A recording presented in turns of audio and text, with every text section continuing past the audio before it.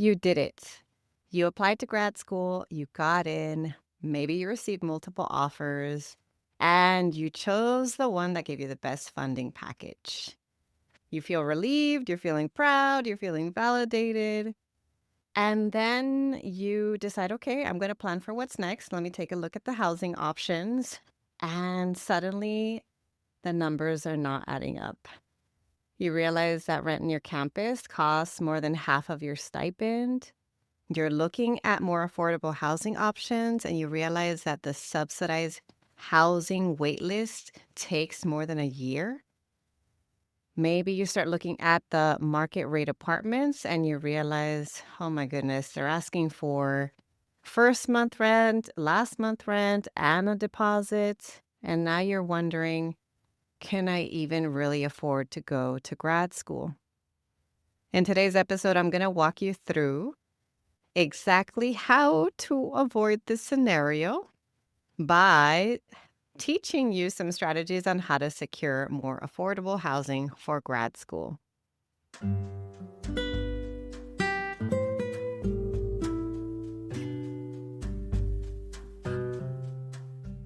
Welcome to the award-winning Grad School Femtoring Podcast, the place for first-gen BIPOCs to listen in on inclusive grad school stories and learn about personal development and productivity tips.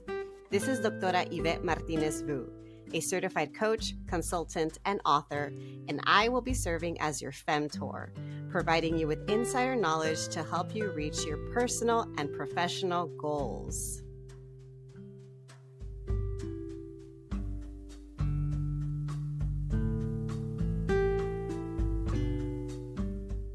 Welcome back, everyone, to another episode of the Grad School Femtoring Podcast. This is your host, Doctora Yvette. Today, I have a short and sweet episode all about affordable housing for grad school in particular. It's come up as a topic in conversation in my one-on-one consulting sessions with clients who have been admitted to programs. So when I support them, we're not just supporting them with the grad school applications and with interview prep, but some folks need additional support. They want support with reviewing packages, with negotiating their offer, with looking at housing and planning for that transition. And so this is part of that transition, figuring out the housing piece. So shout out to everyone who I'm working with and who I will be working with, because y'all are going to get a copy of this episode. I'm going to keep it short and sweet, but before I get into it, I do want to share a quick disclaimer. This episode is for educational purposes only. Please take everything I say with a grain of salt. I am not a financial advisor. I am not an attorney.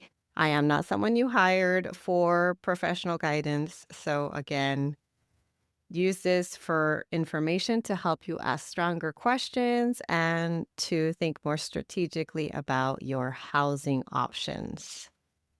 Okay, the first thing I'm going to say is what I tell everyone that I work with, which is you want to start looking for housing before you accept. In some cases, before you even get an acceptance letter. Why? Because some places have graduate housing and it's subsidized, so it's actually a lot more affordable than any other housing near the area. And they have really long wait lists. And so you want to get on that wait list as soon as possible. And many of them don't require that you be a current student to be on that wait list. So start looking early, see what's available. Some programs might guarantee the first year for housing that they have available, which is great. But a lot of them don't. So it's just something for you to look into in advance, add it to your spreadsheet on the notes that you keep for each program. And that's already going to put you above a lot of people, because a lot of folks are not going to do this research in advance. And if you get on those wait lists, again, you're going to be ahead of the game too by the time you're looking to say yes to an offer and you're actually trying to secure that housing. Okay, after you look at some of your options before you say yes to a program, you want to understand what types of options are available. Beyond the subsidized graduate housing option I mentioned earlier, which is great, and a lot of folks go for that first because it's below market rent, It's, the best bang for your buck. There's also other options, and two other options I want to point out today are resident advisor options or live-in roles. And these are similar to the graduate housing roles, except you have a job to do there. So you're responsible for on-call hours. You might play a leadership role. You might have to do some programming, but it's highly discounted. And in some cases, they fully pay for your housing, which is why so many people want those roles. So that's the second option. A third option is market rate off campus housing.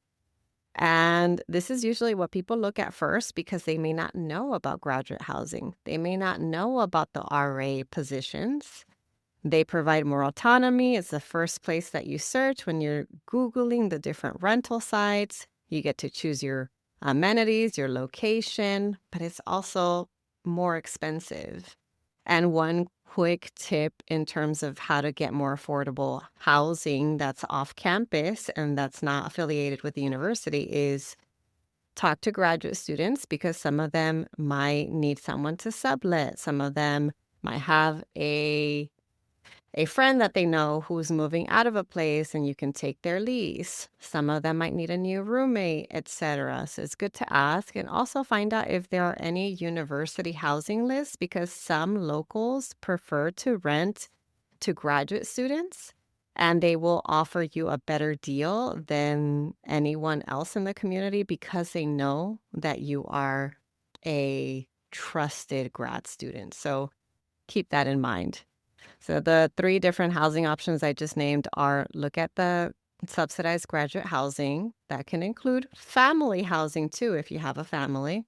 Look at resident advisor or live-in roles, and look at the off-campus housing, but see if there's any special lists or if there are any graduate students who can give you some insights as to where to find more affordable off-campus housing.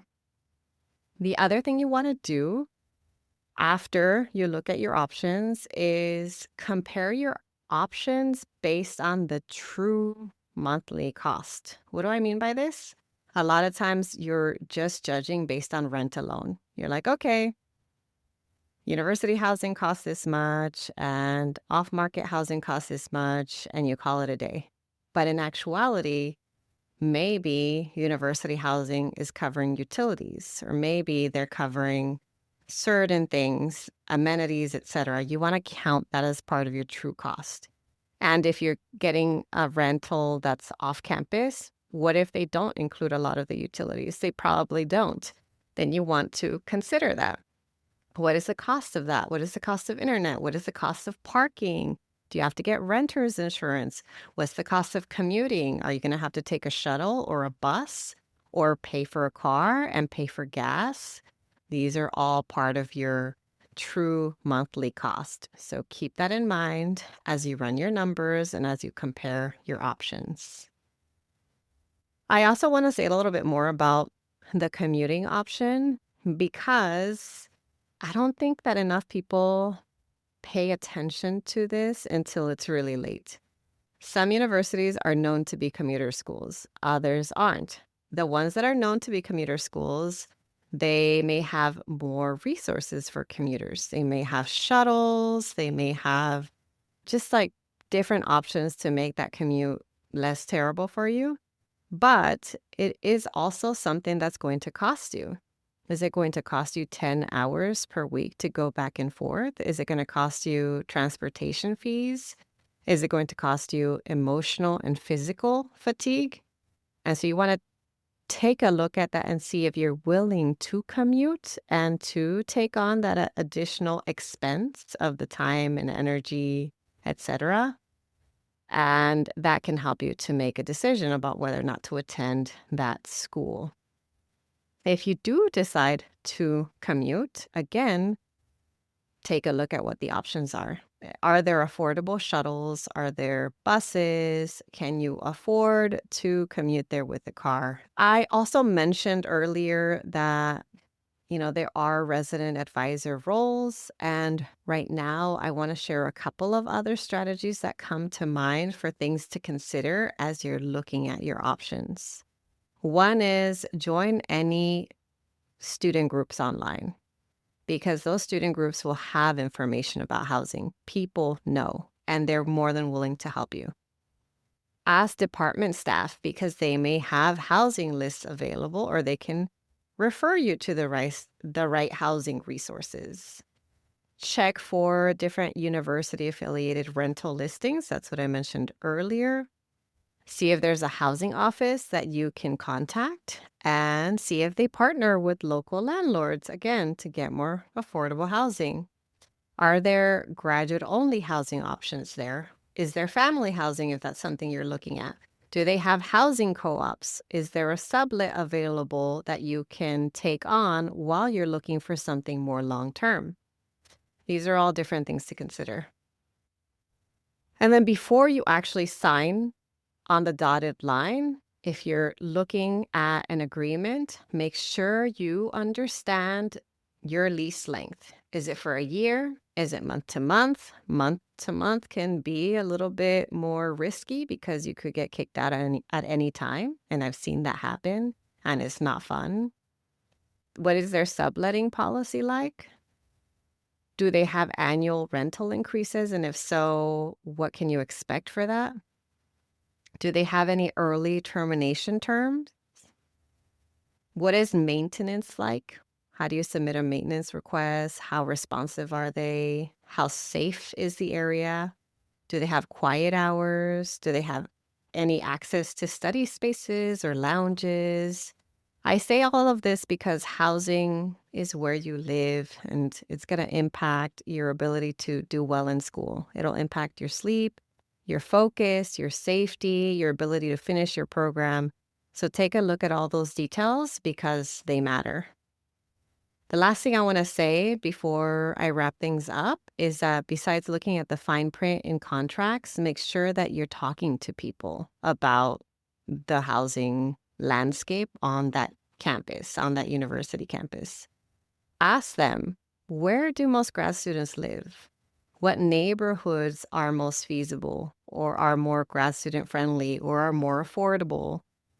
What do people wish they had known before they signed the lease or before they decided to live where they live? Any other tips, advice, or words of wisdom that they want to offer you? I say this because grad students are honest. They know which buildings are well managed. They know which communities are the best. They know which neighborhoods feel safe or grad student friendly. And again, like I mentioned at the top of the episode, even if you have the best funding option available, it can only work for you if the numbers make sense. So crunch those numbers as you look at your housing options and make sure that housing is part of that math that you're calculating. Okay, that's it for today. I hope you took some notes. I would love to hear what comes up for you as you do your grad student housing search. And as always, I will talk to you all next time. Thanks so much for listening. If you liked what you heard, here are 3 ways you can support the show. The first is to make sure you're subscribed and leave a review on Apple Podcasts. The second way is to get your copy of my free resource kit linked in my show notes. This kit includes tools, worksheets, and podcast playlists on all things grad school, productivity, and personal development. The third way to support my show is to follow me on social media. You can find me on Instagram with the handle @Grad School Femtoring and on LinkedIn by searching my name. Thanks again for listening, and until next time.